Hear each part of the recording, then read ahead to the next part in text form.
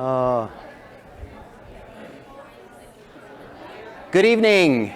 Good evening, everyone, and welcome to Edible Education 101. This is our 6th class meeting of the 2018 series. Last week it felt like winter. No, last week it was summer. This week it's winter. But the flowers are very confused. This is the rosemary in bloom this week. A couple of quick requests and reminders this week for you students. And for those of you at home, please put away your computers and phones during this class as a courtesy to our guests. I want to remind everyone that the first assignment is due on March 7th, not March 8th at 12:01 a.m., March 7th, 11:59. You know, the computers here at Berkeley are very precise, so unfortunately, if you turn it in late, it's late. I also want to ask you, if you're a student, if you have any questions about the assignment, and I will spend a few minutes talking to you about it today so that you can do very well on it. But if you have any questions, you should contact the teaching team this coming week, before next Wednesday, not at the last minute, okay? We're very happy to help you if you have any clarifying questions or needs, but you need to do that in the next 7 days. You have 14 days to complete this. And next week, Alyssa, our student liaison, is going to distribute the mid-class evaluation, and we would all be grateful for your feedback and your candid suggestions about how to make the class even more valuable to you. This week, we have a wonderful guest who's come a very long way, all the way from the East Coast. Dr. David Katz is here from Yale University. He's going to talk to us in just a few minutes. But I always like, and this is kind of for David's benefit too, is to give you a little bit of a refresher on where we've been, what we're learning, turning it back toward the objectives that we have set forth. Last week, we learned about how important words are. And this last weekend, I got to attend a really interesting conference that started every session with a poet. And they were really invoking this aspiration that words matter, and to choose the words, this is in the words of the poet Elizabeth Alexander, words that shimmer. I thought that was just really moving. And our guest tonight, Dr. Katz, is quite a prolific writer and a real trusted source. So last week we learned that words matter, and we learned that the people who bring you the words matter, their views matter, and also that the people who keep the gates, or the gatekeepers, matter in who sort of determines what news gets to you. We also realize how confusing the news is about food, that there are so many conflicting perspectives on what's good for you or what's right. And we also learned that the energies or influences behind who's bringing you those stories is quite determined and opaque. So just as we are living in the world of fake news and politics, we're also living in the world of fake news as it relates to the food system and diet.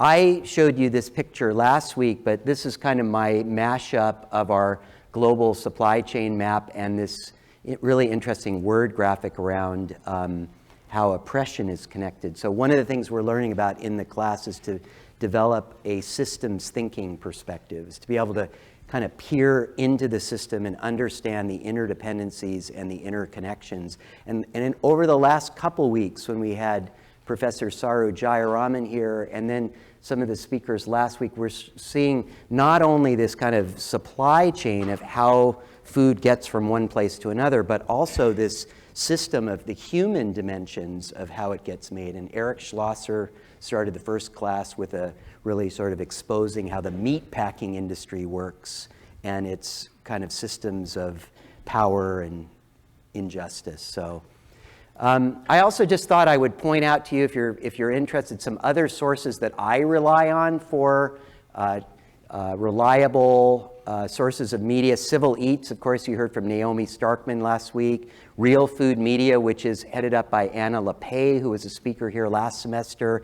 New Food Economy, Food Tank, Food and Tech Connect is really interested if you're interested in food innovation. Food Dive. CB Insights is a very interesting resource if you're interested in the investment perspective on food, like where the money's going and who's putting it in. And then, of course, our special guest today is like a prolific blogger, writer. He's been in so many different magazines, periodicals, and of course, the reading that you had assigned today.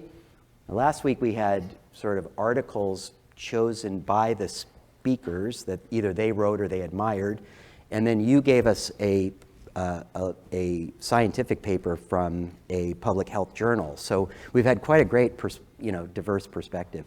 So let's practice a little bit. I'm interested in your change in perspective from the second class when I asked you to do this exercise to now. What I want you to do is close your eyes for a minute, even you that are eating your last meal. It's okay. I want you to think about what's the last meal you've eaten. Okay, close your eyes for a second. Visualize that. The last full meal, not the snack, but the last full meal you've eaten. Now, think about what's on the plate. Pick the most delicious thing that was on that plate, and think about where it came from. What do you know about where it came from? What do you know about who made it or prepared it for you? What do you know, if anything, about who grew it? What do you know about the practices of who served it to you or who grew it? What do you know about its nutritional quality or value to you personally? And what do you know about its, say, climate impact, its carbon footprint, its water usage, its energy consumption? What do you know? What do you see? What do you see that's working and sustainable and fair and just? And what do you see on the plate that may not be sustainable or equitable?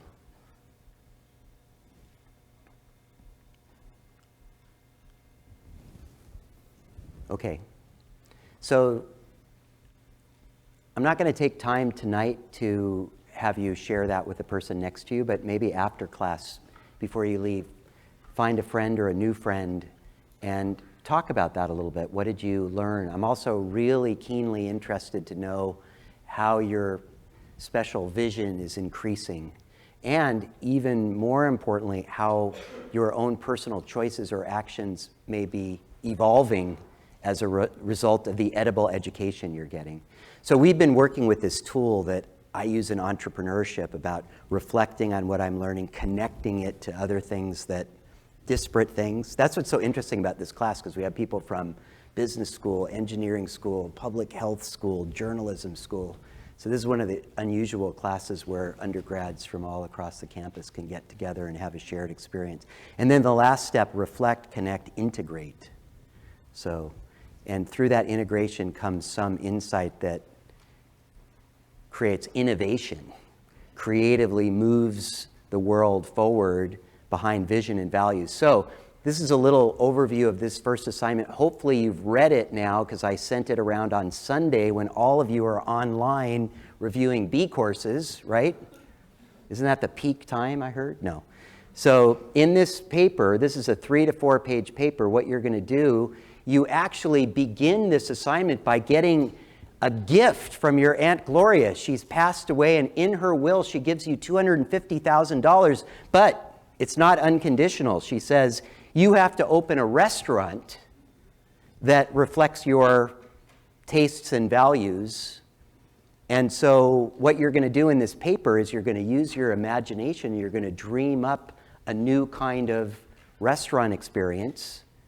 You're going to define and describe 3 core values, that your personal values, like we discussed early in the semester, that are going to guide the design of your restaurant. You're going to talk about who your target customer is. You're going to talk about what differentiates your restaurant. And what makes it better or more attractive to your customers. Then, most importantly, you're going to talk about the choices you make and what the consequences of those choices and what trade-offs you had to make.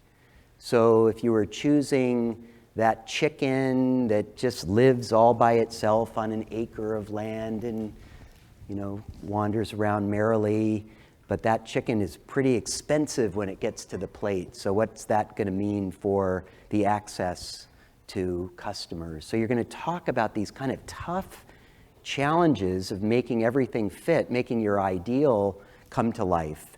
Then you're going to pick one item that's on your menu, and you're going to describe this system of supply from soil to soul, if you will. And you're going to talk about its implications from a health perspective, from a climate perspective, from a business perspective. So since this class was started 6 or 7 years ago. It started in the journalism school. It focused mostly on how we tell stories of food. Then it moved to the College of Natural Resources. Now it's in the business school. So now all of you get to get, your feet wet a little bit in entrepreneurship. Okay, so that's the first assignment. It's a lot of fun. Here's how we're going to. Here's the things we're going to be looking for when we read your paper. What are your personal values and how will you apply them in an entrepreneurial, innovative manner? What choices are you going to make to be successful in the marketplace? What are the implications, as I mentioned? And then how deeply have you looked at this? And then how are you going to be innovative? Okay? This is all explained. And what we're looking for is how's your sense of that food systems intelligence evolving? A great paper will evoke some sense of food systems intelligence. The rubric, you're going to get graded on creativity, thoroughness and detail, interconnections and consequences, and then of course your writing. Okay, and this is like 25% of your grade. So my advice, work on it now. Don't leave it till the last minute. This thing about creativity, it comes from like saturating, really thinking on something. So spend a little bit of time each day thinking about this new challenge that you've got. All right, Amanda, let's do a couple of questions. I like to check in because I know that university is very demanding, and I know a few of you in the room are taking more than this class, right? This semester, is that true? No. So I just want to kind of know. I like to see. Can you switch back and forth? You will be able to. So for those of you that don't have an iClicker, what we do in this class is we take attendance with this little machine, and so you have to click, and this tells us you're here. But it also tells us a little bit about like how the room feels. So David, this could be helpful for. Okay, so. And then Amanda switches over here, and we get to see. Okay, so what's your current stress level? A is low, B is medium, C is high, D is off the charts, E isn't even an option. So I guess that's like that's cardiac arrest, right? So B, medium stress level in the class. Okay, good. Means people are eating well. Okay, here's the next question. How are you eating? A, very well, thank you. B, not the right things. C, not enough of the right things. D, like I usually do. E, I'm stress eating.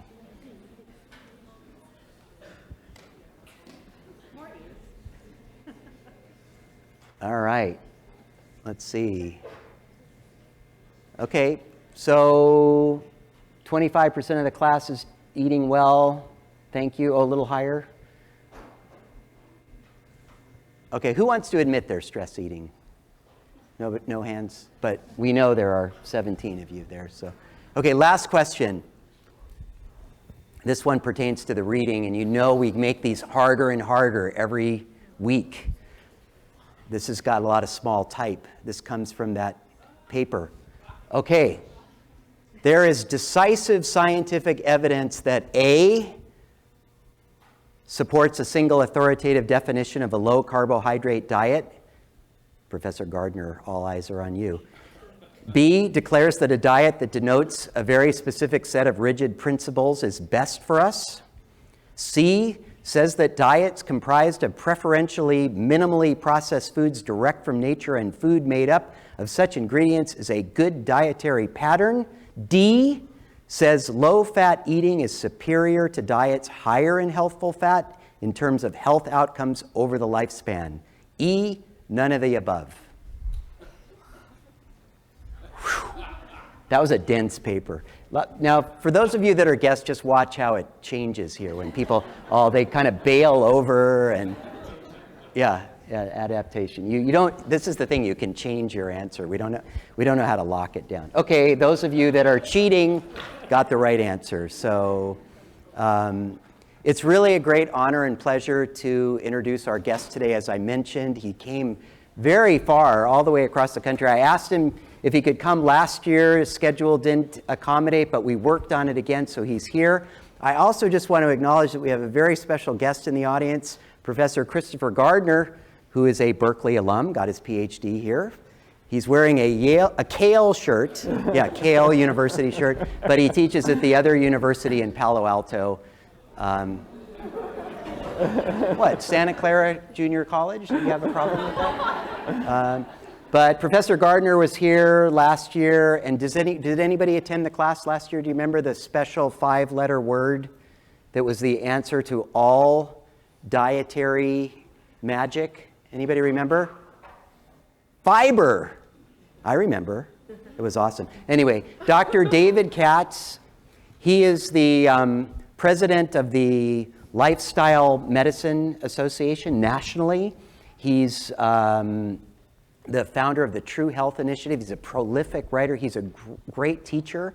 I love having him here. I'm going to give the podium over to you. Warm welcome. Thanks so much. Thank you. You guys are lucky. It was just so great. I wish I were taking the course, so I'm sorry I come out here just this one time and miss the rest. You're lucky. And that holistic, integrative view is fantastic.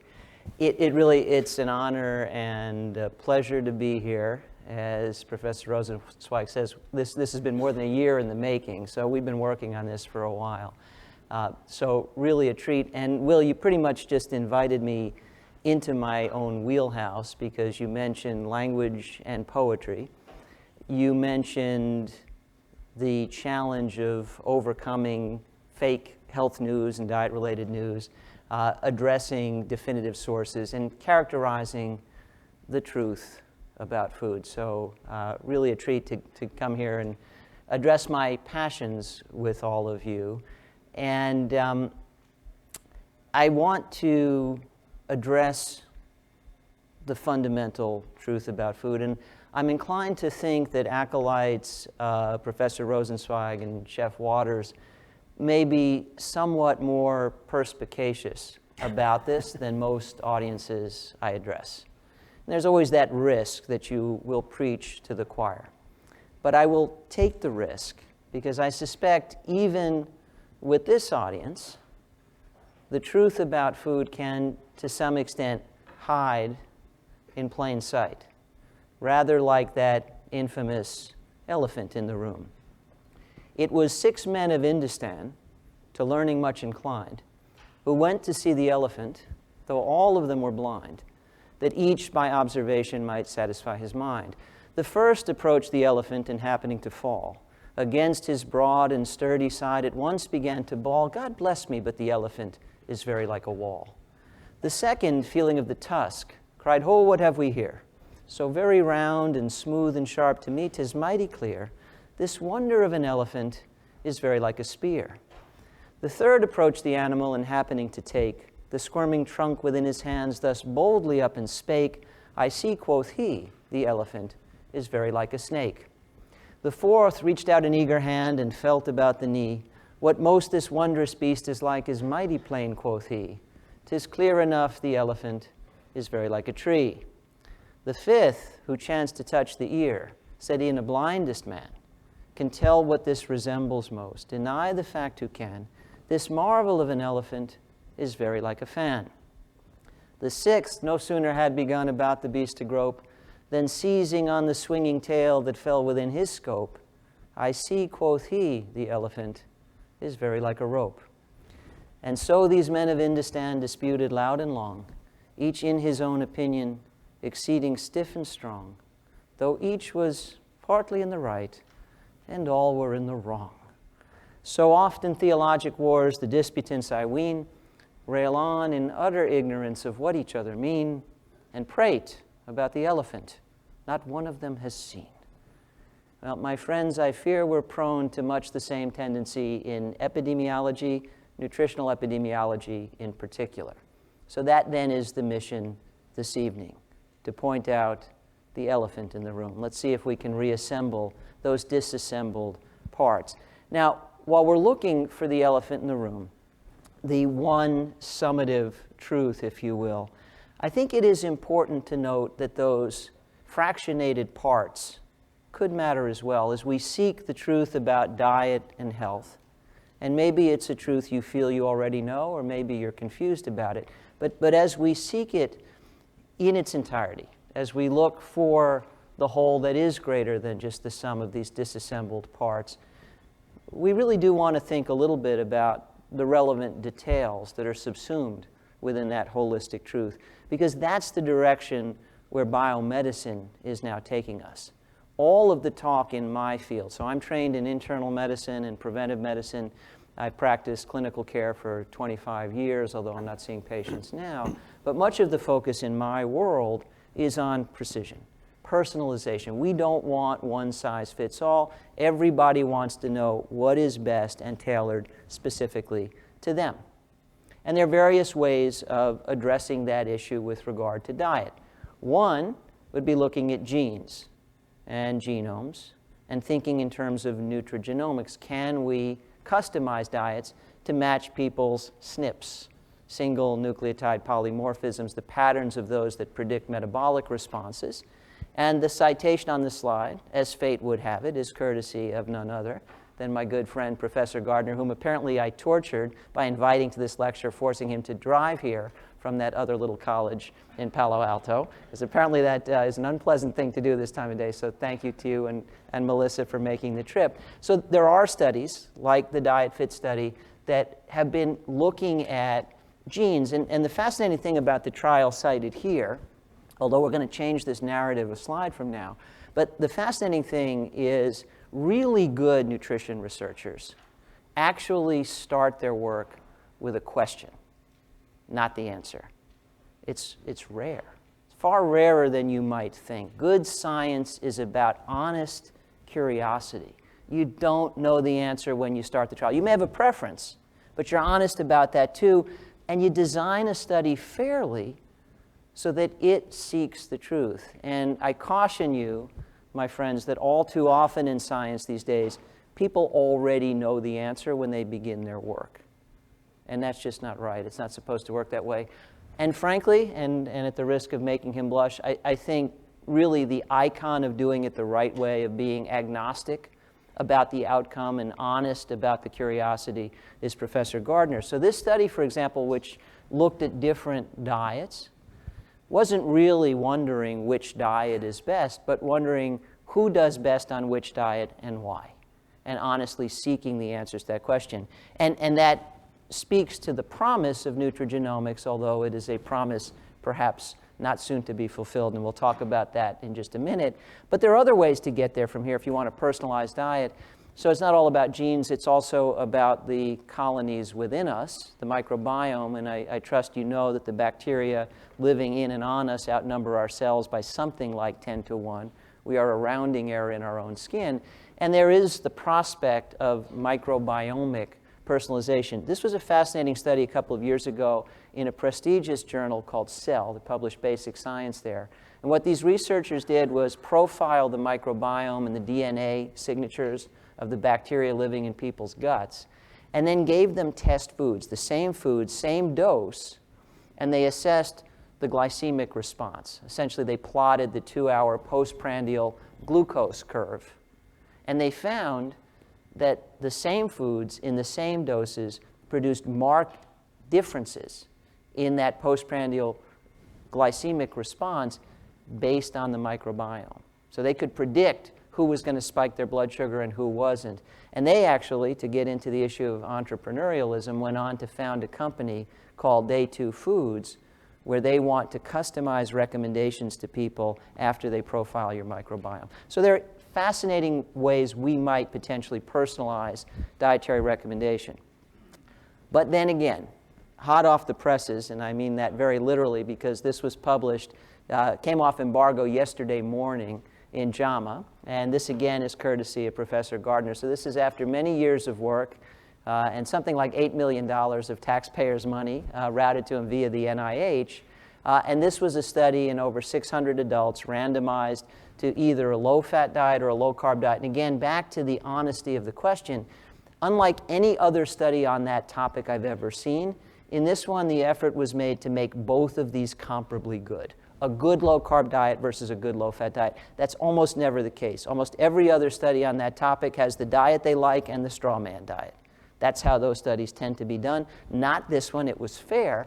But once again, the issue was, based on variations in genetic profiles, did some people do better on their dietary assignment than others? Were people with genetic predisposition to do well on a low-carb diet, did they do better on the low-carb diet?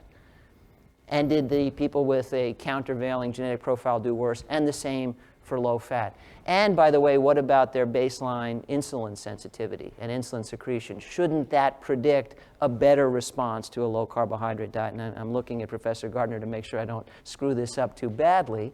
But that's the gist of it, right? Anyway, at the end of it all, the answer was good low fat, good low carb, pretty much a wash in terms of weight change and cardiometabolic improvements. There were some slight differences in the lipid profile, but very minor. The takeaway really was wholesome foods in a sensible combination is much more important than fixating on any given macronutrient threshold. So both diets perform comparably well. And all of that effort to profile people's genes made not a damn bit of difference. None. Zippo. Everybody did how they did, and there was no correlation with the genetic profile that was supposed to predict how they would do. And perhaps even more surprising, and for some at least a little bit of worse news, was that insulin sensitivity and secretion at baseline did not predict differential responses either. Now, I think that's okay. What it means is a wholesome diet will get you there. So you don't have to stop and ask your genes for directions. We know how to get there from here. We knew it last week. We still know it this week. I think this is actually good news. But it does complicate the issue of personalization. And again, Christopher, Melissa, thank you very much for being here. So I think ultimately, as we get into the truth about food, it is a question of pluribus and unum, as in e pluribus unum, out of many, one. When we think about every species other than our own, we certainly understand that there are many individuals making up that type of animal. Elephants, for example. We'll stick with the theme, right? We're talking about the elephant in the room. So there are however many elephants there are, many fewer than there used to be, alas, and that's a sad topic, but still many elephants, and presumably the elephants vary genetically from one another. But at the end of the day, when we're thinking about elephant food, we recognize that they're all elephants. And we seem to think that matters more than the fact that each elephant is slightly different from every other elephant, right? Well, maybe it would be useful to recall that we, too, are a species. We're cousins at one remove or another. We're all related. So there's a great deal of genetic variation among people, but a hell of a lot less genetic variation among people than the genetic commonality that makes us all people, all part of the same extended human family. So yeah, there's a case for pluribus and personalization accordingly, but ultimately we are one species. And I suspect this little girl can have her genetically customized watermelon prescription and eat a diet that's good for all of us too. And so I think perhaps we sometimes lose the capacity to think right about the fundamentals of a healthy diet for all of us, because these days there are so many inducements to think preferentially about each of us and what makes us different from one another. We are more alike than different. And I think that's one of the fundamental connections. We think about integration here. The integration at the level of biology is profoundly important. We're family. We're all related. We're closely related. All of life is related at one remove or another. And if you haven't read it, I recommend a book by Richard Dawkins called The Ancestor's Tale, which tells the story of the interconnections among all life. But we are very close cousins indeed. Okay, so with that as the preamble, on the menu for this evening, we've already talked about elephant bits. We've considered pluribus and unum. We will find ourselves in the dark wood. We will have recourse to Archimedes' levers. We will come to a fork in the road. We will make choices. We will use a big spoon. We will try to be the tip of the spear. We will hear voices. We will return to a fork in the road and wind up with bounding elephants. Are there any questions at all? Thank you. This will all be on the test. You've been a lovely audience. All right, I'll elaborate just a bit. So the dark wood of modern epidemiology is a place where chronic diseases kill people. But do they really? Are chronic diseases really the problem? Heart disease, cancer, stroke, diabetes, dementia. Well, they're a problem. How many of you love somebody who's been touched by heart disease? Love somebody. Cancer? Stroke? Diabetes? Dementia?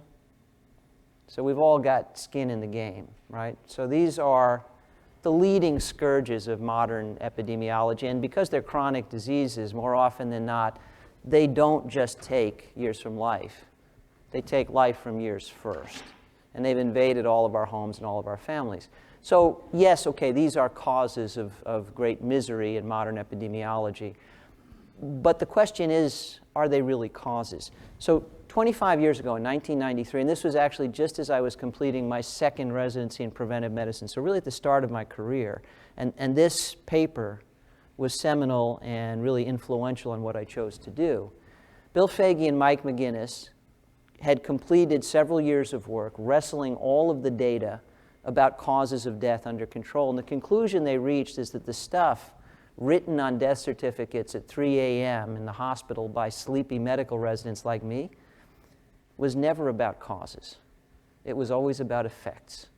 When we describe disease of the coronary arteries as the cause of death in somebody who died the night prior of congestive heart failure and MI, the obvious question is, well, wait a minute, what caused that? What caused the disease of the coronaries that caused the MI, that caused the death? You haven't answered the question, you've just asked another one. McGinnis and Foege got their arms around these data, wrestled them under control, and they enumerated a list of 10 factors which they labeled the root causes of premature death. And by the time they were done with their analysis, that list of 10 factors accounted for virtually all of the premature deaths, this was in 1990, every year in the United States, but for a rounding error. And on that list were things like how we drive our cars and use of guns, which is obviously a big topic at the moment, as well it should be. But for our purposes here today, we may note that 80% of the action on McGinnis and Foege's list was compressed into the first 3 entries, 80%. So 80% of the premature deaths that occur each year in our country, at least as of 1990, were accounted for by just 3 things, and they were, in order, tobacco, poor diet, and lack of physical activity, or as I like to call them for ease of recollection if nothing else, bad use of feet, forks, and fingers. 80% of the premature deaths that occur in our country every year. Now, really important to note, it's a quarter century later since this paper came out. Evidence, Christopher, that not everything that gets published in JAMA makes people pay attention, just a precautionary tale there. But everything on McGinnis and Foege's list 25 years ago, and they said this in their paper, was modifiable by knowledge at our disposal then. It's 25 years later. We know stuff now we didn't know then. That's all good. But we knew enough then to modify everything on their list. Now, some of it was stuff any one of us could modify in our own lives, like whether we're active or smoke and how we eat. Some of it required collective action, sometimes the best, and sometimes the only robust defense of the human body resides with the body politic.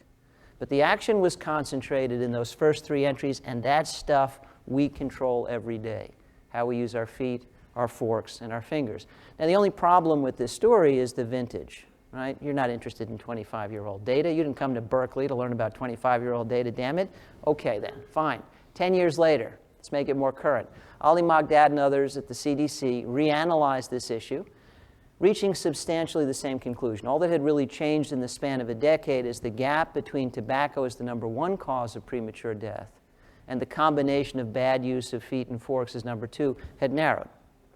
It had narrowed for one good reason, we were smoking less, and one not so good reason, deteriorating use of our feet, degenerating use of our forks, worsening epidemics of obesity and diabetes to show for it.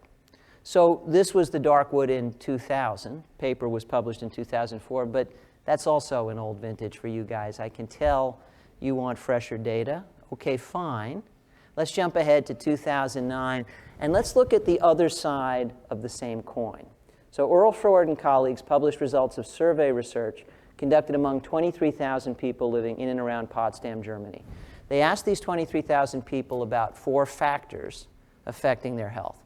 They asked, do you smoke, yes or no? Do you eat well, yes or no? Now let's pause for a moment and reflect how they could possibly have defined that. Presumably a very arcane formula, right? I mean, it must have factored in the ratio of omega-6 to omega-3. It must have considered the subtypes of saturated fat. It must have adjusted for the concentration of gluten, the presence of FODMAPs, whether or not the food was genetically modified and organic, concentration of a wide array of micronutrients, obviously, except they didn't. They defined eating well as habitual intake of vegetables, fruits, and whole grains, and it was enough. It was enough, really. Enough for what? Stay tuned. I will tell you in just a minute. Now back to our regularly scheduled program. They asked, do you smoke, yes or no? Do you eat well, yes or no? Define that simplistic way. Are you physically active on a regular basis, yes or no? And do you have a healthy weight, yes or no? And to digress for just another moment, weight is an anomaly on that list because 3 of them are things that you do, and 1 is something that happens. Right? Weight is not a behavior. Weight is not a choice. I can tell you as a physician it's absolutely true that 2 people can eat the same, exercise the same, 1 gets fat, 1 stays thin. It's not fair. Welcome to life. It's not always fair. Unpleasant things can happen to thin people too. It isn't always fair either, okay? But it's the truth. And we even know some of the reasons why, like variation in resting metabolic rate, and some of the reasons are under active investigation, but it's true. It's a fact. So weight is an outcome, it's not a behavior, but still, those are the things they asked about. Do you smoke? Do you eat well? Are you active? And is your weight in a healthy place? And then what they went on to do was compare the 2 ends of the spectrum. So they compared, I don't smoke, I eat well, I'm active, my weight's fine, to I smoke, eat badly, don't exercise, and my weight's out of control. These people, over the entire multi-year span of the study, had an 80% lesser incidence of all major chronic disease than these people. Flip the switch from bad to good on any one of these factors, and the probability of developing any major chronic disease went down about 50%, but fire on all 4 cylinders. And for all we know, the lifetime probability of developing heart disease, cancer, stroke, diabetes, dementia collectively goes down by a stunning 80%. Now imagine if the news were to break tomorrow, whatever screen you like to read, there's a new drug available.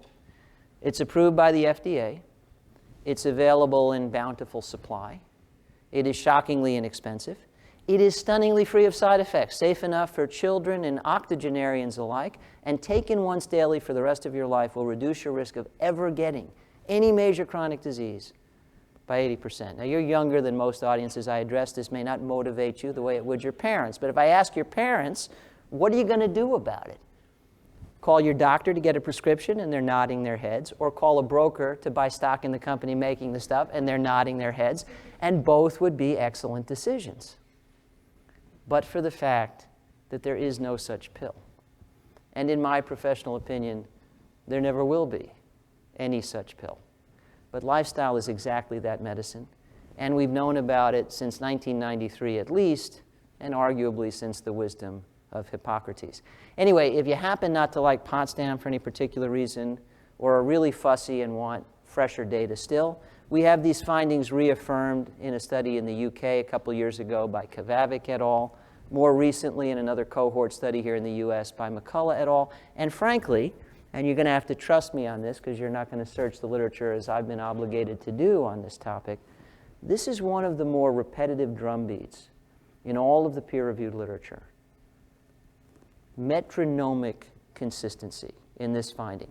80% variance in the rate of all major chronic disease with this small cluster of lifestyle practices again and again and again and again. And this is obviously just a tiny sample of a vast literature. And the beat of this drum, 80% of all chronic disease and premature death could go away with knowledge we've had in our pocket for 25 years, reverberates to our very pith and marrow, to within the double helix of DNA itself. Study on the slide now is by another good friend of mine and Christopher's, probably yours too, Will, Dean Ornish. In this study, Dr. Ornish and his colleagues enrolled 30 men with early-stage prostate cancer. And as you may or may not know, in its early stages, prostate cancer is unpredictable. It doesn't always progress. And so it invites a period of watchful waiting. Doctors basically make the diagnosis and then hover to see, do we need to do anything about this? Because if it's not going to progress and we treat, the treatment's worse than the disease. They watch and they wait. And it's called, very cleverly, watchful waiting. But Dr. Ornish and colleagues thought, well, we can do better than just watch and wait and see if the prostate cancer is going to progress. While we're doing that, let's do something for these men. Let's give them the benefit of lifestyle as medicine. So they did exactly that.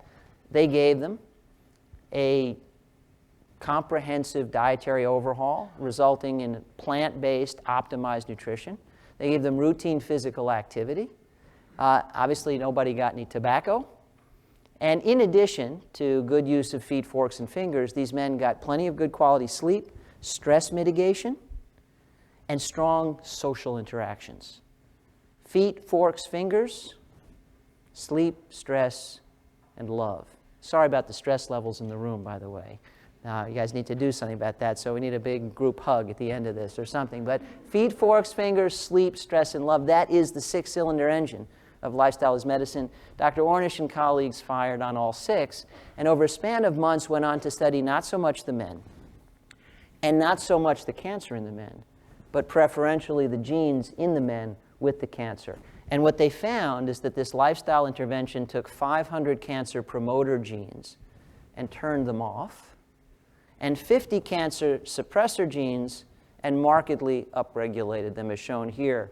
Left is before, right is after, red is off, green is on. These are cancer suppressor genes. And this is an important story in its own right, the malleability of genes to our behavior. So I'll say a few more words about that before I move on.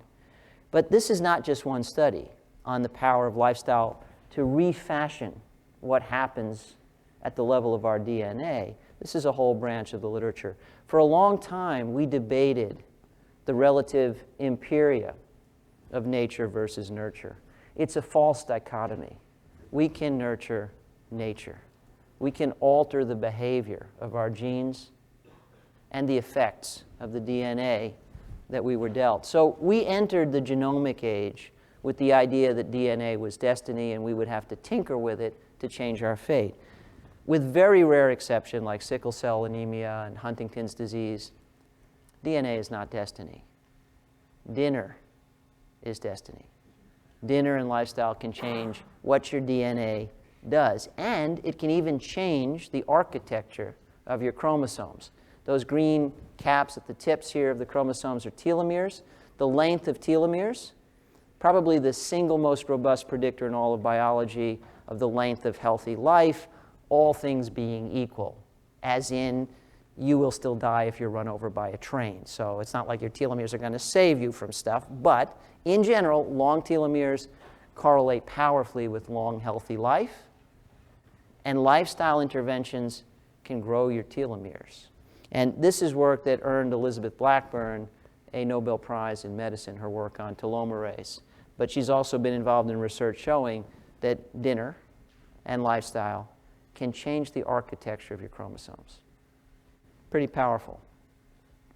And we also know that lifestyle can overcome genetic risk. This was a study about a year ago, a little over, in the New England Journal of Medicine, limited to adults with genetic markers of high cardiovascular risk, asking the question, what happens to this group if we modify their lifestyle? And the answer was a 50% reduction in the rate of cardiovascular events, heart attacks and death, compared to people who didn't get the lifestyle intervention. And this was despite high genetic risk. So we have tremendous opportunity to change our fate, no matter the genetic hand we've been dealt. And consequently, I would argue that the master levers of medical destiny are not at the cutting edge of technological advance. They are not the next Nobel Prize in medicine. They're not the next SNP we learn about. They are not PET or SPECT or robotic surgery. They're simple. And they've been in our hands these 25 years and more. They're what we manage to do every day with our feet, our forks, and our fingers. And I trust you all know what Archimedes said about a lever. Give me one long enough, and I can move the whole world.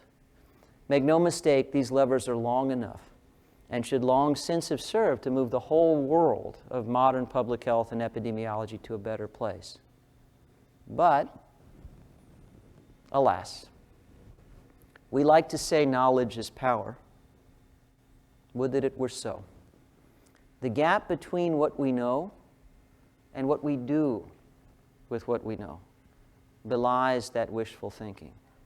And one of the reasons, Will, it's a particular privilege to be here this evening, and in particular to address a young audience, people filled with youthful energy and idealism, is, wow, are you needed here. We have sat on the knowledge of eliminating 80% of the premature deaths and chronic diseases that occur in our culture for a quarter century. It's time to do something with what we know. Knowledge is only power when it is applied. And so it falls to you. It falls to you, ideally in your collective indignation at our procrastination, and in your collective righteous might, because there really is strength in unity. It falls to the generations that follow to say enough is enough, whether it's about guns or it's about diet. It's time to do something with what we know. We have sat on this for far too long, and it begs the question as we've watched burgeoning epidemics of obesity and diabetes. And by the way, I can't help but impose a fairly personal perspective here. I'm a father, I have 5 children, and so I care a lot about the fate of young people as I have watched my own kids grow up. And it's worth noting that when I went to medical school, slightly less than 100 years ago, they taught us about 2 kinds of diabetes, leaving diabetes insipidus out of the equation. They taught us about juvenile onset diabetes and adult onset diabetes. You don't even get that terminology now. That terminology is anachronistic now. You learn about type 1 and type 2, and type 2 happens to both adults and kids. That happened on my watch. I watched the conversion of a disease that was bad enough when it only ever happened to overweight, sedentary, middle-aged adults become a pediatric scourge. And our society just kind of sat that one out too. And it falls to you to say enough is enough. So one of the things we need, if there is to be social justice applied to food, is righteous indignation.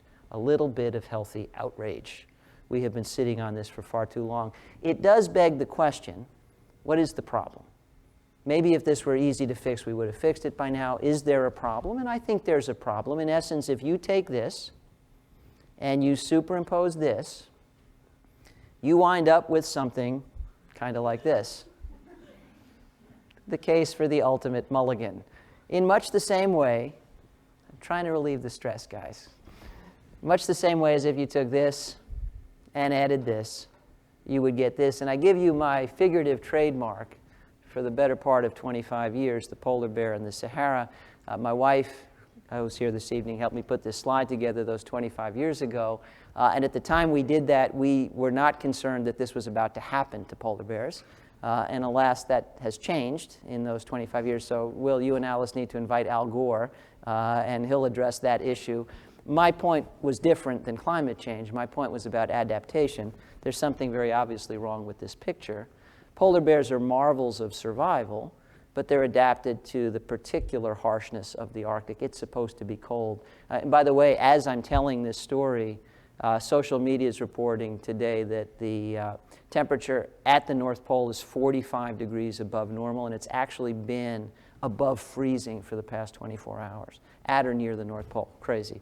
So polar bears are not doing terribly well because they are adapted to the harsh cold. And my point here is that we are polar bears in the Sahara. We too are creatures. We too have a native habitat, and the land of golden arches and misinformation is not it. Throughout most of human history, calories were relatively scarce and hard to get, and physical activity was unavoidable.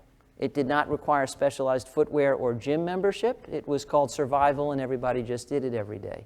We have devised a modern world where physical activity is scarce and hard to get, and calories are unavoidable. Houston, we have a problem.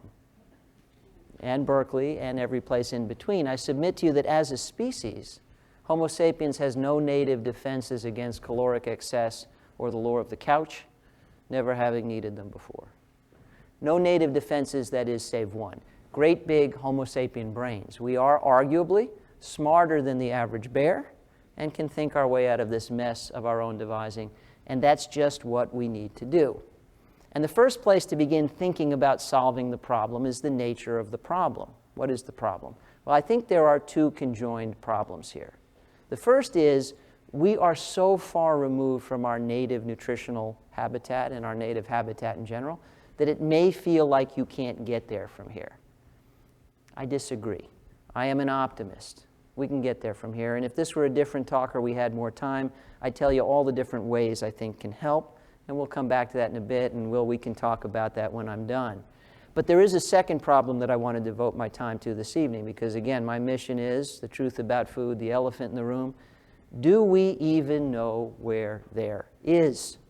There's no way to get there from here if you don't know where there is. So, do we?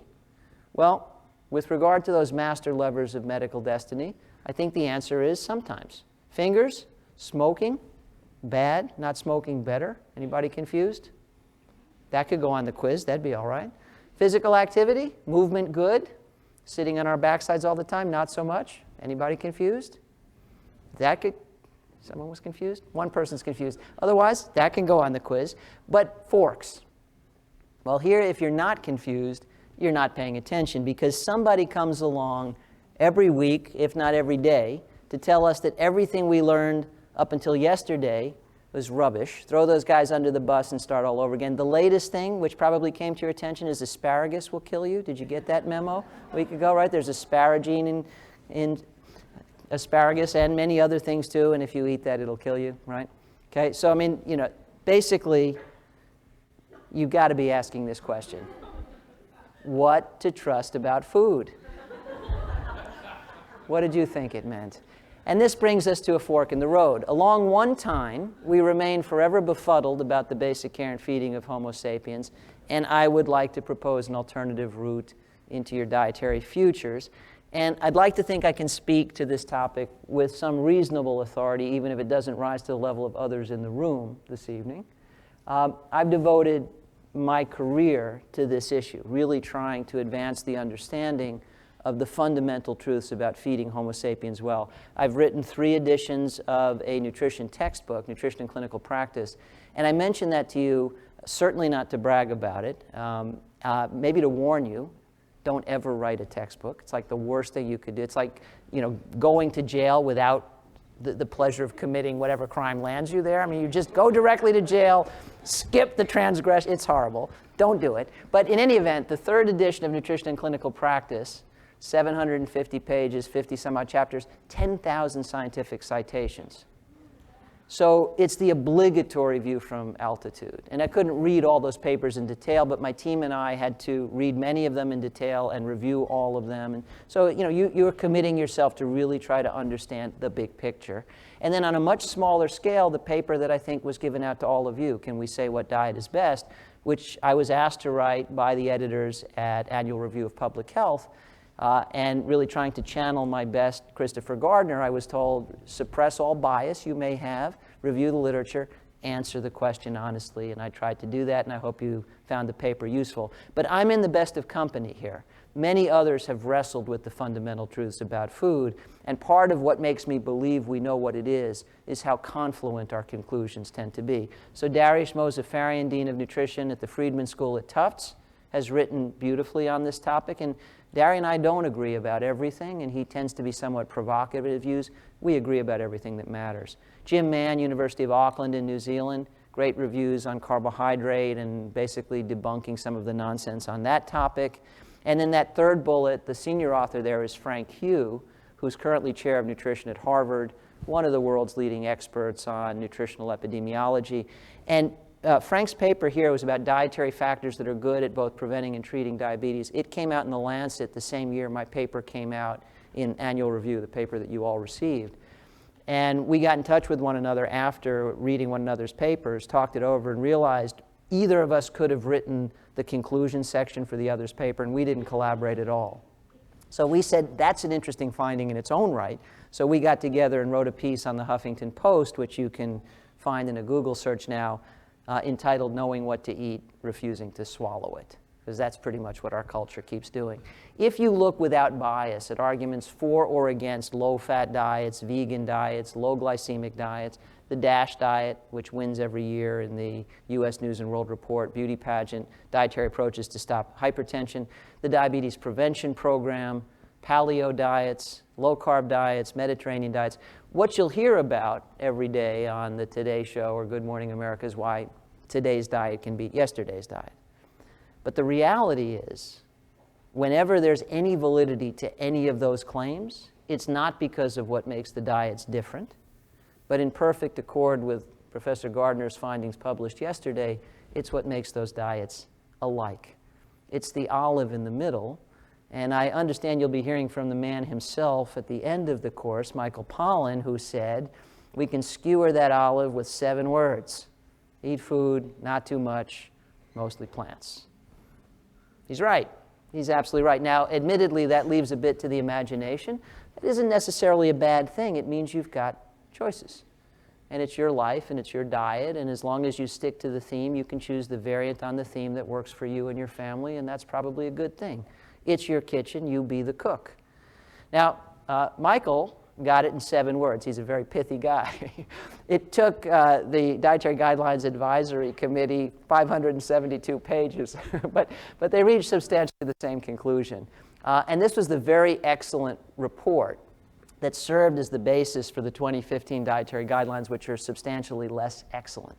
Because you may or may not know this, but as we wrestle with issues of truth about food and who owns what information, the Dietary Guidelines Advisory Committee is a group of our most illustrious nutrition experts who work for free on our behalf for 2 years to review the literature, update what we know.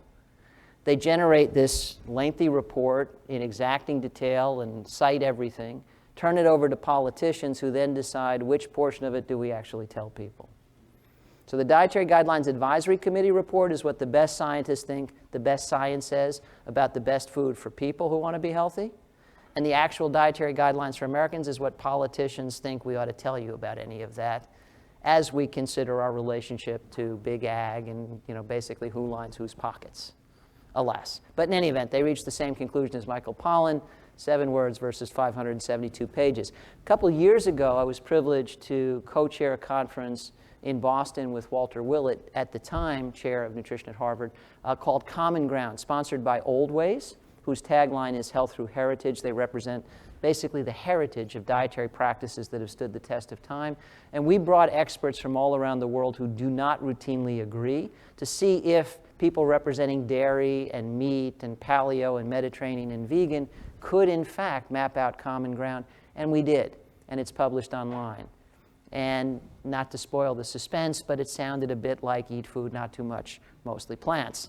And despite this consensus and the confluence of conclusions among experts around the world, we keep pretending that we are mired in confusion and have controversies to resolve. And then these controversies get translated into projects which groups of people need to undertake. So on behalf of the American College of Cardiology, an illustrious group took on the task of resolving controversies, trending controversies in cardiovascular nutrition. So, one would think if they're wrestling with these trending controversies, we're going to learn some very surprising things. So when they were done, what we learned was, I'm going to have to turn around because I can't read that fine print even with my glasses on, extra virgin olive oil, basically polyunsaturated, monounsaturated fat from the sources that we know, good for us. Berries, fruit, good for us. Nuts, seeds in their native state, unless you salt them and sugar them and all that stuff we tend to do. Good for us. Green leafy vegetables, this is a real shocker. Good for us. I think even asparagus could probably be in the mix there. And plant-based proteins, generally better than animal proteins. In other words, more beans, lentils, chickpeas, less meat. Shocking? Revelation? Epiphany? Right? Where was the controversy if this is where we wound up? We keep going back to the future of nutrition and public health because we refuse to accept what we already know. And by the way, it is really important to acknowledge that science is humble. Science is the art of never being sure. It's all about curiosity. It's always about the next question. It's always about wanting more proof. On the other hand, if my foot were to catch on fire, I would not need a randomized clinical trial to fetch a pail of water, right? I mean, sometimes you just know what you know. And if you cannot acknowledge that, there's not much point in science because at any given time in history, we have uncertainties at the margins.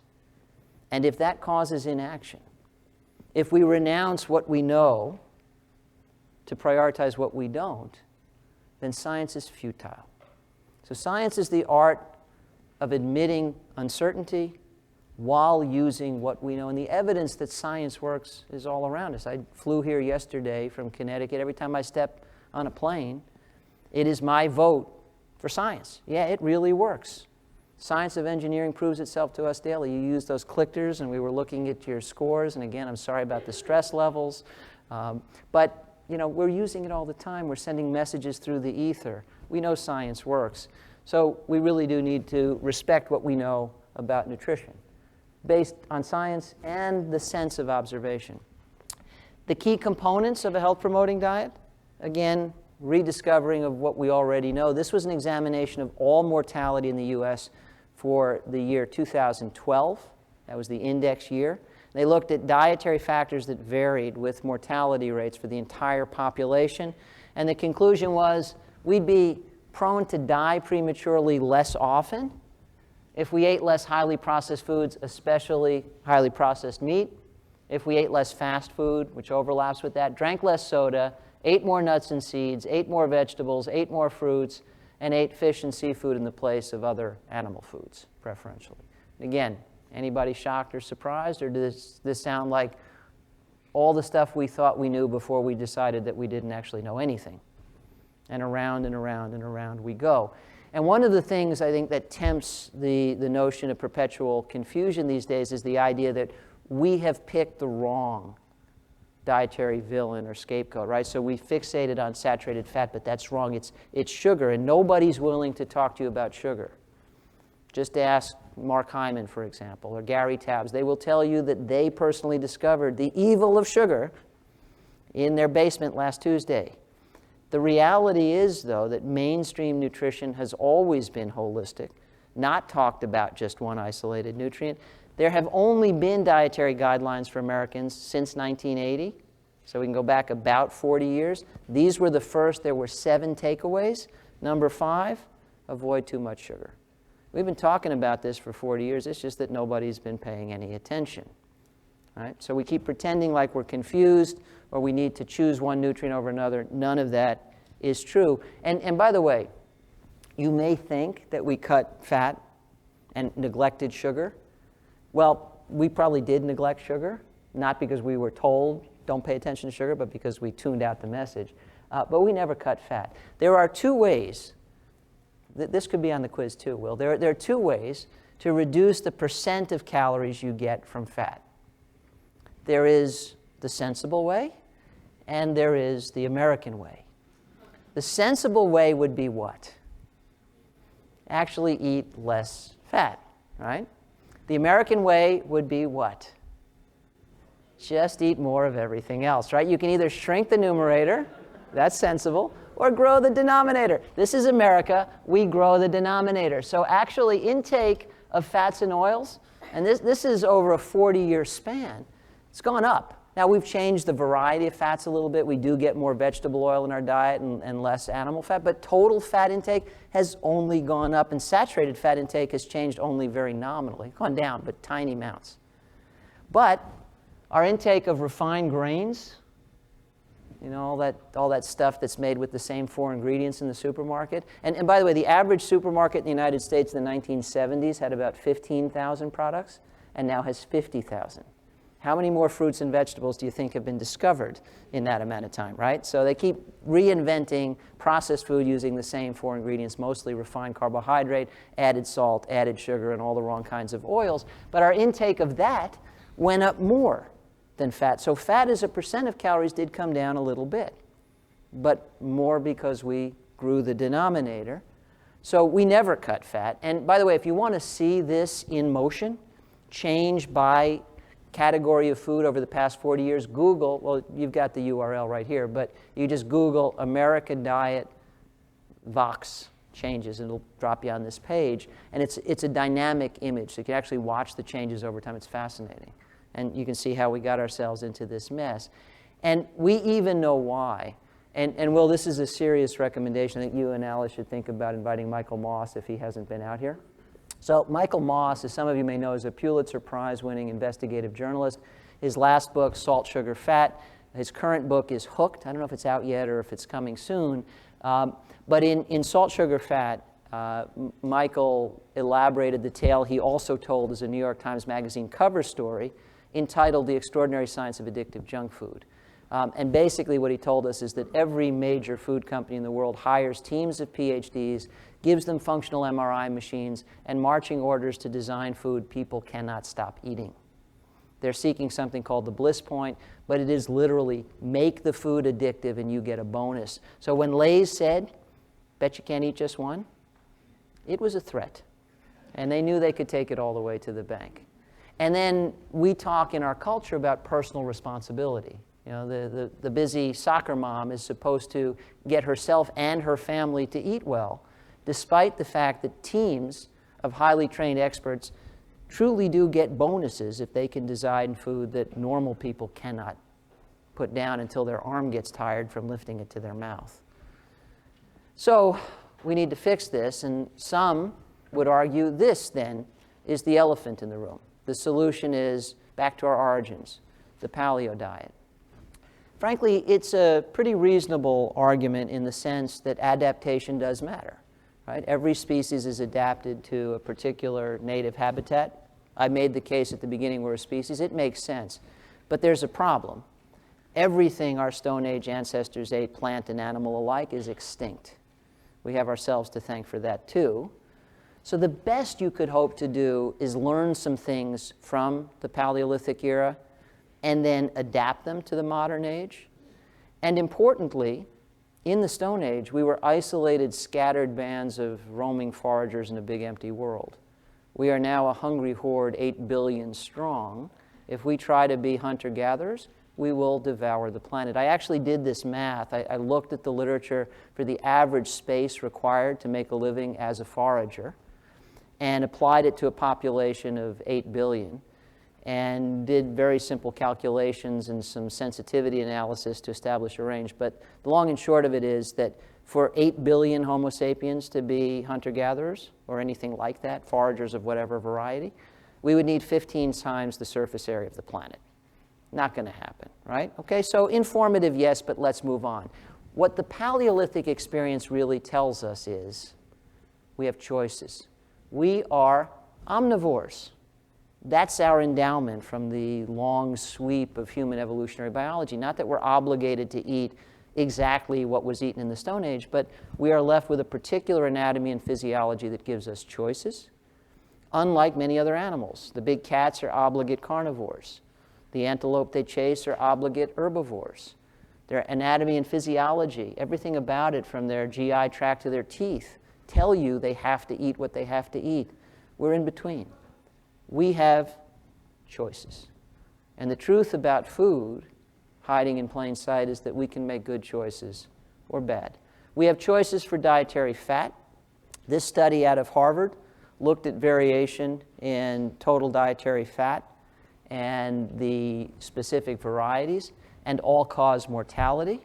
And basically what it concluded was that the higher the percentage of total calories from saturated fat and or trans fat, which has mostly gone away now, the higher the premature death rate from all causes. The higher the percentage of calories from unsaturated fat, which would come from nuts, seeds, olive, avocado, fish, and seafood, the lower the rate of premature death from all causes. So unsaturated fat from plant sources good, saturated fat from animal sources not so much, and yet we wind up here again and again and again. Butter is back. You've all heard this? Butter's back, right? And do you think you've heard that saturated fat has been exonerated? That message reached you? That's sort of what goes around these days. We were wrong. And everybody making that case, whether they know it or not, is invoking these two meta-analyses, which I trust you've all read. Don't worry. Most of the people writing about them haven't read them either. This is 2018. This is how we roll. Nobody needs to actually read anything other than the headline written by another person who read another person's headline, and nobody anywhere in that long chain ever read the original article, and more often than not, none of them was qualified to understand it in the first place. I've read both of these meta-analyses because it's my job, and it sucks. Nobody wants to read a meta-analysis. They're horrible. They make your eyeballs catch fire. But somebody's got to do it, and I can tell you what these two damn papers said, and it sure as hell wasn't saturated fat is good for us now.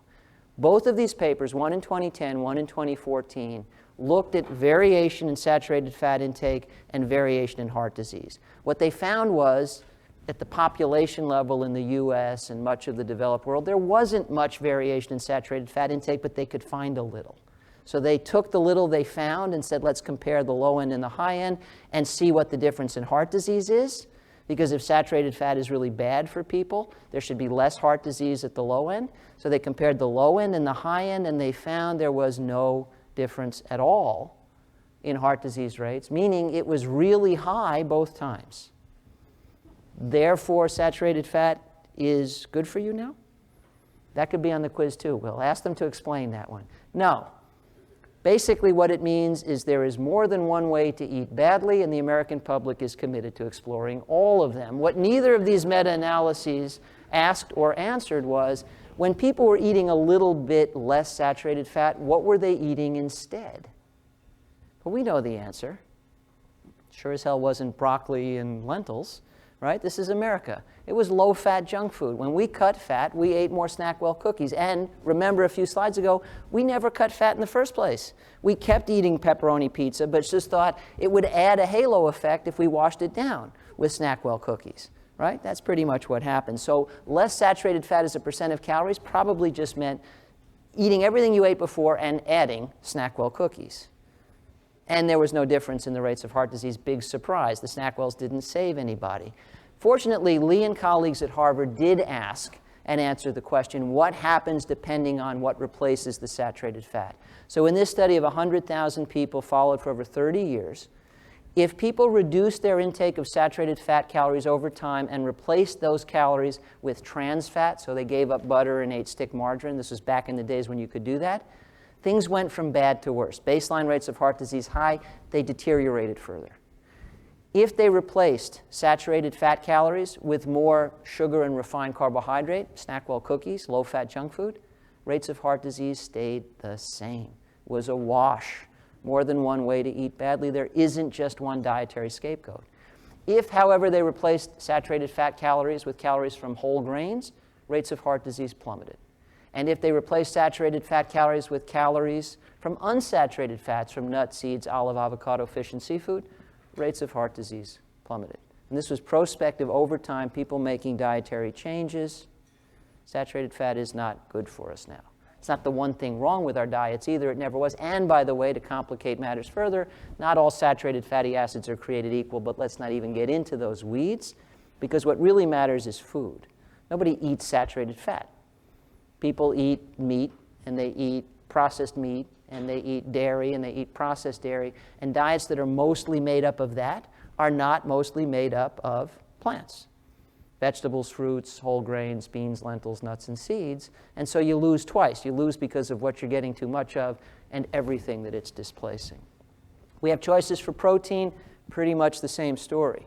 Another cohort study out of Harvard, 100,000 people, followed for several decades.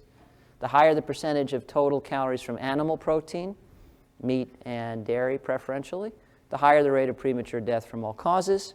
The higher the percentage of protein from plants, beans, lentils in particular, the lower the rate of premature death from all causes. And to get a little more granular about this, we can take a look here at specific food substitutions. This was a 2010 study also out of Harvard, and just scan down the left side. So to the left of that midline is reduction in risk, to the right is increase. Just look at the bottom one.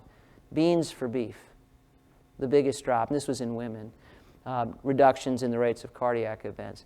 That's a particularly compelling one because within the last year, there was a study out of Loma Linda University telling us that if the average American routinely substituted beans for beef in their diet, and only did that, we could fulfill 60% of the greenhouse gas reduction commitment we made in the Paris Accord, which of course we blew to smithereens, but that's a topic for another time as well, I suppose. 60% just by substituting beans for beef. And another thing, because this, as we talk about equity, can people afford the things we're recommending? Beans are a lot less expensive than beef.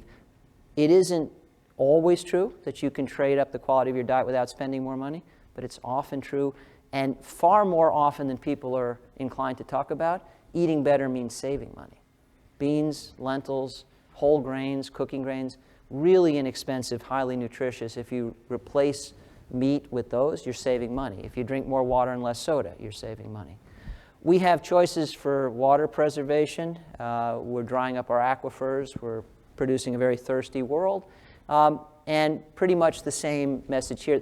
During the peak of the drought out here in California, the New York Times did an infographic looking at specific foods and the water utilized to produce them. And it varied markedly, but beef was 2 orders of magnitude higher than the next closest, absolutely off the charts.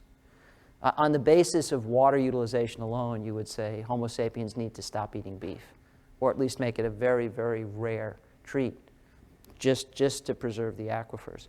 We have choices for the climate, much the same issue here, related to greenhouse gas production. All of this, and by the way, I'm not trying to be an ideologue, and I'm not saying everybody needs to be vegan, but 8 billion hungry Homo sapiens for the sake of their own health and the fate of the planet, and yes, we do need to think about both, need to shift to a diet made up of real foods, mostly plants. I don't think we have choices. Much the same conclusion has been reached about the climate, and experts in biodiversity have concluded the same. We are cutting down the Amazon to graze cattle so we can eat them, and we are cutting down the rainforest in Borneo, basically to make room for palm oil plantations so we can produce more processed food. And I don't know about you, but I do not want to be the guy whose dinner depends on cutting down the last tree an orangutan might have once climbed.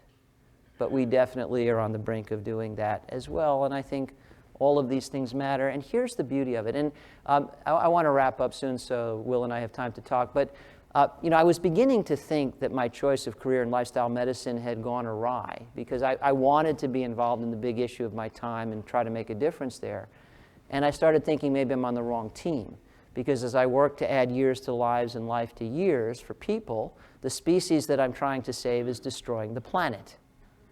But fortuitously in lifestyle medicine, there is a grand confluence. There's the beans for beef equation, if you will. It's good for people and good for the planet. So this paper just came out in Nature Scientific Reports a few weeks ago and basically looked at objective measures of diet quality and the environmental impact of diets and found there was a grand confluence there. The diets that are best for people are consistently better for the planet too. So we all need to be moving in the same general direction, and then we can embrace the particular variant on that theme that works best for us. We have choices, but we do not have progress. The typical American diet remains mired here as it has for decades. And so in the last couple of minutes, the question we must wrestle with is, okay, fine, lifestyle is the best of medicine. The truth about food is hiding in plain sight. How do we get the medicine to go down? Lord knows the last thing we need is more spoons full of sugar, but we need some kind of spoon to make the medicine go down. And it sure can't look like this, where a few of us wearing white hats are trying to bail the boat, while our culture at large is flooding it with a fire hose. And yes, this is pretty much literally going on. Who's watching the Olympics? Who's noted the sponsors of the Olympics? Coca-Cola, McDonald's, Dunkin' Donuts, right? Yes, eat like this. You too can make the Olympic team. Good luck with that, okay? And in the past year, as we wring our hands about epidemic, what used to be adult onset diabetes in children and rampant obesity, these are new cereals introduced in 2017 by the big companies. How many of you think in an age of epidemic adult onset diabetes in kids that sprinkled donut crunch for breakfast is going to help? And again, I invite you, so I've got my tongue in my cheek here, but let me pull it out and invite you in all seriousness to be outraged. Do what your parents thus far have not done. Do not let this be okay. We wring our hands quite literally about the fate of our children experiencing every more chronic disease at every younger age. But in our culture, multicolored marshmallows are part of a complete breakfast. Somebody has to say enough. Somebody has to put a stop to that. So I think the way forward looks less like any of that and more like this. We got to the moon. There are footprints, and there's a flag up there, and it's there courtesy of three things. We wanted to go, we are a relentless and ingenious species, and we knew where to find the damn thing. I think the same formula would work for adding years to life to years, and saving the planet. We want to go, don't we? We're still ingenious. We just have to agree we know where there is. The big spoon, then, is culture. Lifestyle's the medicine. Culture is the spoon. And we have evidence of this from around the world. The blue zones, for example, show us the power of cultural medicine. 5 places around the world, story told by Dan Buettner, National Geographic fellow, where people routinely live to be 100, do not get chronic disease, and then at the end of it all go gentle into that good night. They live to be 102, go to sleep one night and just don't wake up, and they've enjoyed pretty much all of the ride. So this is true in Ikaria, Greece, Sardinia, Italy, Okinawa, Japan, Loma Linda, California, the Nicoya Peninsula in Costa Rica. What do they have in common? Because they're very diverse. They eat food, not too much, mostly plants. They're physically active. They tend not to smoke. They get enough sleep. They're not stressed out. They've got strong social bonds. Feet, forks, fingers, sleep, stress, and love every time. Some have high-fat diets. Some have low-fat diets. Some have vegan diets. Some have Mediterranean diets. It doesn't matter. They're all on the theme. They're all in the club. They live long. They prosper with vitality. And they surrender gently in the end. 'Tis a consummation devoutly to be wished. Much the same in the Bolivian Amazon, where they are modern foragers. They eat mostly plants, but they do some hunting and fishing. They have the cleanest coronary arteries ever studied. And there is beautiful evidence that blue zones can be converted into blueprints.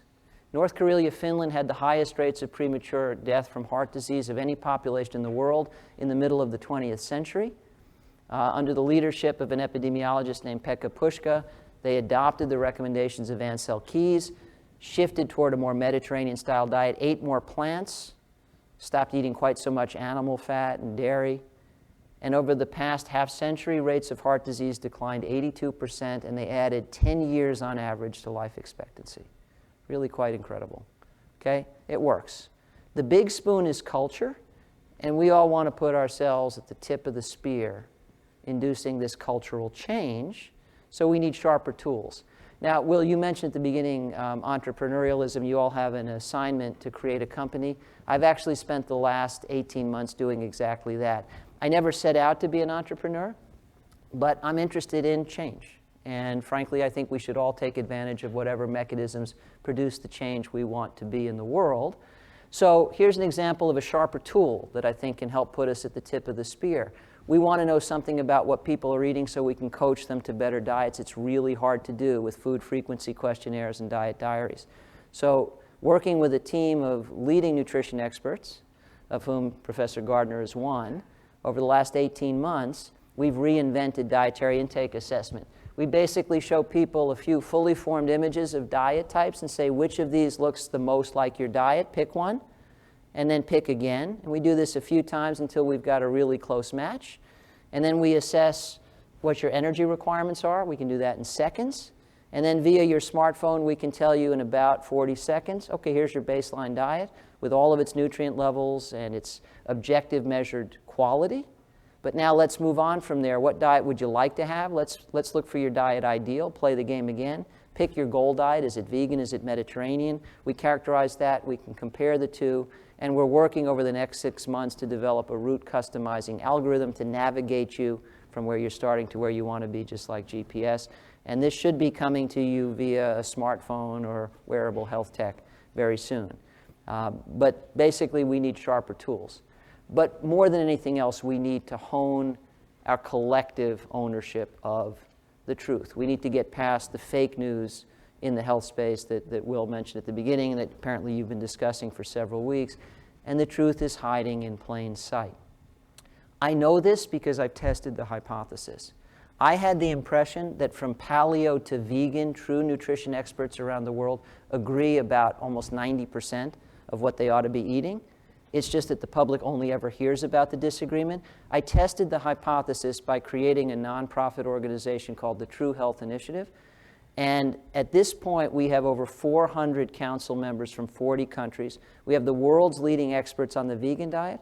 We have the world's leading experts on the paleo diet and everything in between coming together to say, we agree. We agree about the fundamentals of a diet that's good for people and planet alike. And I think people deserve to know that. And so we are trying to take a page from the playbook of our illustrious colleague, Dr. Seuss, who wrote up a case report of a pachyderm who had either extraordinary auditory acuity or uncompensated schizophrenia. Nobody's ever figured out which, but whichever way it went, Horton was hearing who's that nobody else could hear. But then when the who's pulled together and pulled their voices and all said we are here at the same time, their signal rose above the background noise and all the animals could hear them, and Horton would say, you know the story. Okay, well, in public health and nutritional epidemiology, it's not we are here, it's we agree. The True Health Initiative is attempting to generate that signal to be heard above the background noise. So Will, I humbly request that you add the True Health Initiative to that list of respected sources, because we're pumping out information all the time, and it represents a diverse group of 400 people from all around the world. And Will, I think you're one of them. Christopher's one of them. Alice is one of them. And we have experts in nutrition, experts in biodiversity, experts in sustainability, experts in every kind of diet, and there's massive consensus. And you guys can sign up and join too. Get our newsletter, add your voice to the choir. And that returns us to the final fork in the road. For far too long, your predecessors have let health languish in our culture along the road less traveled. And despite a truth that has been hiding in plain sight for these 25 years or more. Working together and with the strength born of unity, we could, whenever we decide, put health on a path of lesser resistance. We could add years to lives, we could add life to years, and we could probably save the planet into the bargain. And if you guys come together and finally get this job done, the elephant in the room will look like this. Thank you all very much.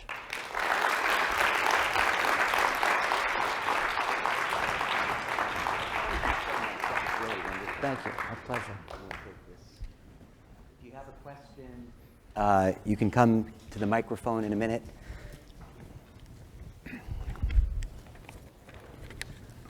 Well, I really appreciate the poetry. Thank you. Very poetic. That's John Godfrey Sachs, by the way, Yes. The Blind Men and the Elephant. It's right up there with Casey and the Bat. Casey at the Bat. Yep. Right? That poem. Yep. That's a beautiful Absolutely. poem. When I read the paper, I was struck. You have a line in the abstract. Something. Let's see. Efforts to improve public health through diet are forestalled not for want of knowledge about the optimal feeding of Homo sapiens, but for the distractions associated with exaggerated claims and our failure to convert what we reliably know into what we routinely do.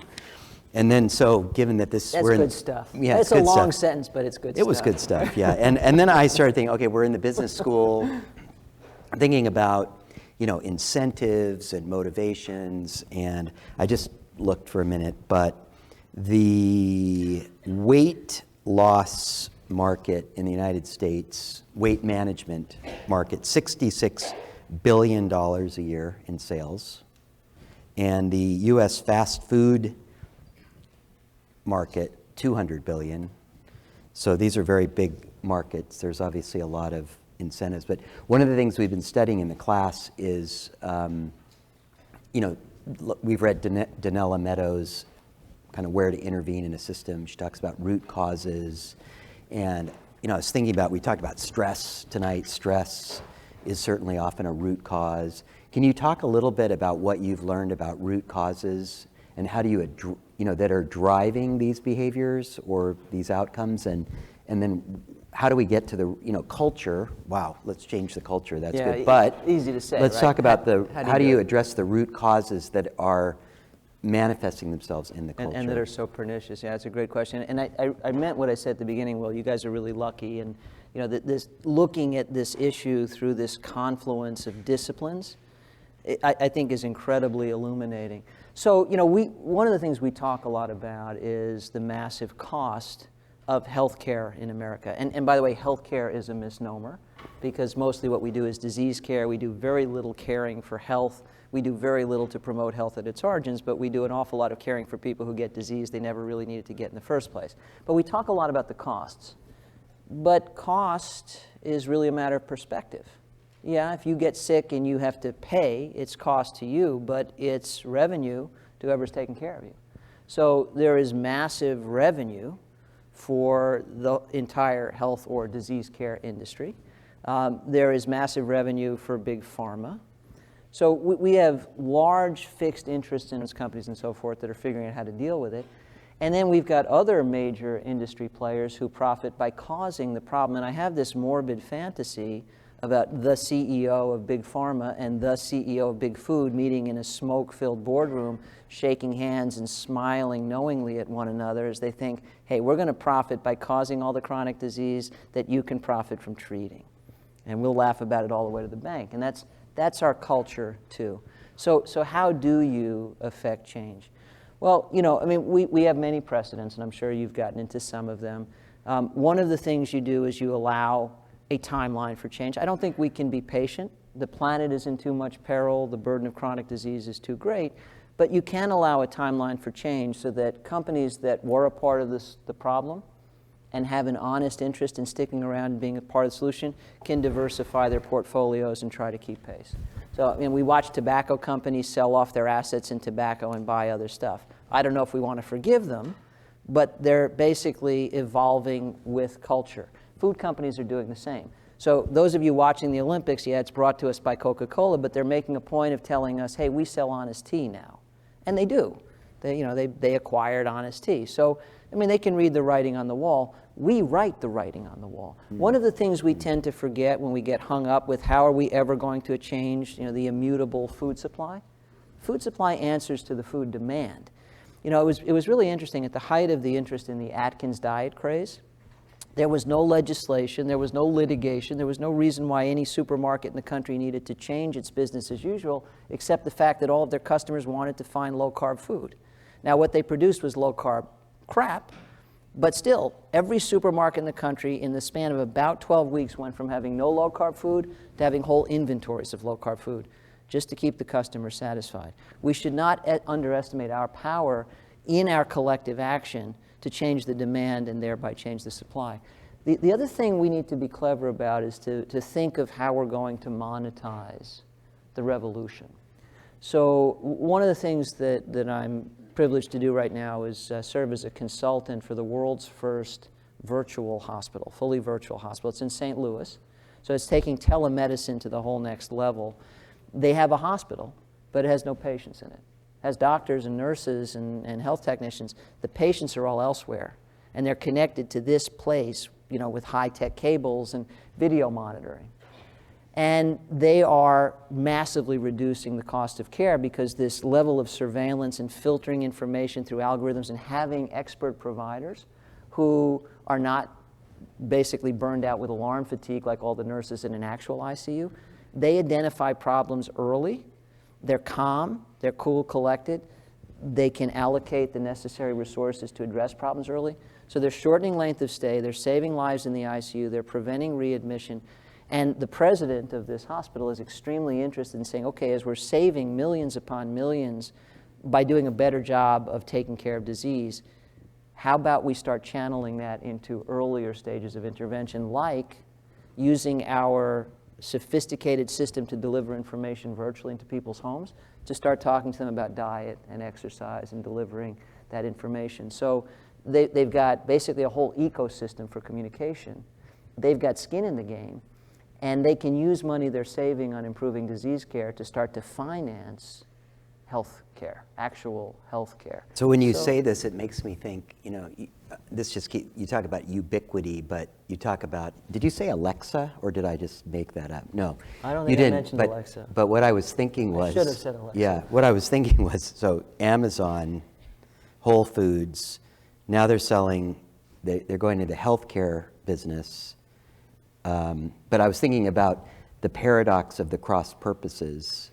And yet, I mean, the cross purposes... But how do you align all this? Right. Well, because we put up with the cross purposes, right? I mean, we're willing to let them sell us multicolored marshmallows as part of a complete breakfast. So, I think I have many colleagues, as do you, Will, who've devoted their careers to the policy side. So, some of those sources you identified, really looking to change policy related to food, and I think it's a worthy cause. But I've gone a different route. I said, rather than argue for the government to fix it or count on corporate responsibility, if we can just get enough loving parents and grandparents, for crying out loud, to say multicolored marshmallows are no part of a complete breakfast, they'll go away. If we can make loving parents and grandparents a special interest group who says, 12 packets of sugar in a drink is nothing I want to put in my kid, it will go away. If we could have a nation of loving, concerned adults who think the well-being of children matters, say junk cannot be a food group, junk cannot be food, food cannot be junk. We're talking about growing the bodies of children we love. Doing it out of junk is unconscionable. It would go away. And then, industry has to adapt to satisfy that change in demand. So I think the single greatest driving force for change in the supply is to change the demand. And then there are these complex elements of how do you change the supply. So there are these grand confluences. What can Amazon and Whole Foods do that prior systems couldn't do? Well, they've got all sorts of new ways to build supply chains, satisfy a fussier customer, deliver convenience, right? So, they can basically become... But they're not going to change the demand. But they're not going to change the demand. Right. We have to... They're going to feed the demand. They're going to satisfy the demand, but we own the demand. Yeah. We have to decide. So how do you distribute the knowledge that you talk about? We've got the knowledge, but how do you distribute that fairly so that it's not, concentrated in a group of brilliant undergraduate students at UC Berkeley? How do you get it to people who need it most and are at risk and maybe not have the resources or the education, or where are the innovations that you've seen where that's working? We know Alice has been concentrating a lot on her edible schoolyard project. Beautiful which is, work, right. And that's working. Absolutely. Yeah. So you asked, how do I do it? And so I at one point, you may remember in the talk, I said there were two components of the problem, right? There is the maybe you can't get there from here because it's too far away, and then there is the we don't know where there is, and I chose to focus today on the second. But I do give talks where I'm totally focused on the first, and when I do that, I use a metaphor. Say the problem may be likened to a flood of highly processed, hyper-palatable, energy-dense, nutrient-dilute, glow-in-the-dark, bet you can't eat just one foods, constant flow of marketing dollars encouraging us and our children to eat all of the wrong foods and all the wrong amounts, wave after wave of technological advance, giving us gadgets and gizmos that do everything muscles used to do, an obesogenic, morbidogenic flood. And if you want to contain the waters of that flood, you need something like a levee. And I've used that metaphor my entire career, and it's why I haven't burned out yet. On those days, I haven't burned out. Because, if you think you've got to fix the whole problem yourself, it's daunting. It's overwhelming. You run up the white flag. But if you say, I can either abdicate and be part of the problem, or I can stack a sandbag and be part of the solution, I'm going to look for a sandbag. And then I can pat myself on the back. It's Miller time. I did something. So I don't think any one of us can solve all of this and get information to everybody, but every one of us can ask, who can I reach? Maybe you pay it forward in your immediate circle, or maybe you're a teacher Or maybe you are a master communicator. You work for the media. You write blogs. You write columns. You're a journalist. But I'll give you one example. So one sandbag in our levy, I think we invented the concept of food label literacy. There's health literacy. There's nutrition literacy. But we coined the term food label literacy. So you either do or don't understand what's on a food label. And we actually developed, we think, the world's first instrument to assess it and validated that. Because we said it's not really going to help the world at all if we tell adults or their kids that they should eat more fruits and vegetables. They've heard that before. They know that. They're not doing it, but it's not for want of knowing it. But if we could tell them and make it fun and interesting and reliable how to identify better peanut butter, or better salad dressing, or better pasta sauce, or better bread or chips or crackers or cookies or breakfast cereal, because they're buying all that stuff too, right? Nobody's just eating in the produce aisle no matter what Michael Pollan and Marion Nestle tell them. Maybe that could add up and make a big difference. So we invented this food label literacy program called Nutrition Detectives, and we studied it, and we proved that it worked, and it worked not only to enhance the food label literacy of 8-year-olds in 3rd grade, but it was so streamlined. We can teach this in 90 minutes out of an entire school year. It was so streamlined and crisp, 5 clues that go home on a refrigerator magnet. We tested before and after the food label literacy of the parents of the kids who got this program. This was a study in 1,200 people in Independence, Missouri. And the parents of the kids who got this program in school had significant improvements in their food label literacy, no change in the control group. Basically, we turned the little tykes into vectors. We infected them with knowledge, they took it home, and they infected their parents with it. Well, we turned that program into an interactive DVD, and we've given away 50,000 of them. And that program is active in countries all around the world. It's reaching millions of kids. Now, it's a drop in the bucket, or it's a sandbag in the levee, but it's something. And, basically, you need a room full of people who say, this matters to me. I'm going to reach the people I can, and they're going to come up with clever ways. And when we add it all up, I think it starts to matter. We just have a few minutes. Do you have that clicker by chance? Or did you give it to me? I think it's over Do we have any questions from the class? Want to come? Sure, come up to the microphone. I just in case, I didn't have your slides, but I just wanted to show you that. Yeah, just in homage to Michael Pollan. Yeah, he doesn't suffer for lack after of I recognition. after I read your 25-page paper, I just was thinking that to myself. So that's all it really needed to say. Yeah. Well, Yeah. Hey, listen, I agree with you, but again, the feds took 572 pages to do it, so I was succinct. Okay, introduce yourself and. Hi, I'm Monal, and I'm a student here at the business school. And my question to you is, what's your view on what's the role of like the healthcare provider? So when you go to a doctor in like giving you recommendations about like what to eat and what your lifestyle should be, rather than just going straight to, I guess, the drugs and like the medicines, especially even like when you go to like, or dealing with chronic diseases, it seems like that information is always like doctors are either hesitant to provide that information, or you have to really seek that out. So what's your take on that? Okay, well, it's a great question. You can guess my take on it. So I trained in internal medicine first, which is, taking care of sick adults, basically. And it was partly because I realized while I was working in the hospital during my residency, 110 hours a week, taking care of desperately sick people, it was my job not to let them die on my watch, and I didn't always succeed. But 8 out of 10 of them never needed to get that sick in the first place, and it was all about lifestyle. And I was so frustrated with a system that was totally devoted to putting out fires and doing nothing to stopping them, that I trained in preventive medicine, and the rest is history. So you know how I feel about it. But let's talk about the system and how it can adapt. First, given what we know since 1993 at least about the power of this short list of lifestyle factors over medical destiny, it is irresponsible. It is professionally irresponsible for doctors not to at least acknowledge that. Now, the average doctor will then have to say, but I can't do a damn thing about it. I'm not well trained in nutrition. I don't have the time. You're not going to listen to me anyway. Right? So you could understand that they would say it's important, but unless you tell me you really want to do this, then I'll refer you to somebody who has more time than I do, but otherwise I'm going to give you a pill. That's what's going to happen. But it's irresponsible not to at least point in that direction and say there is a better way if either one of us were willing to get there from here. Then we need to empower the clinical system with new tools that make it possible to get there from here. There are many examples of those. Better ways to capture information, better ways to deliver information, better behavior modification techniques.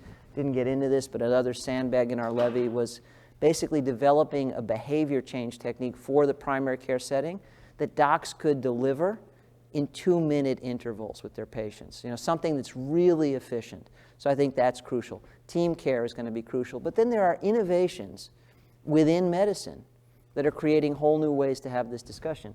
Docs are trained in biochemistry, and so they think of nutrition in terms of biochemical pathways. That doesn't help anybody. And that's why, one of the many reasons why we diverted away from talking about food, real food, like Michael does, and talking so much about nutrients. And when he wrote that New York Times Magazine cover story, Nutritionism, he was saying, we're so lost in the weeds of nutrients, we don't tell anybody about food.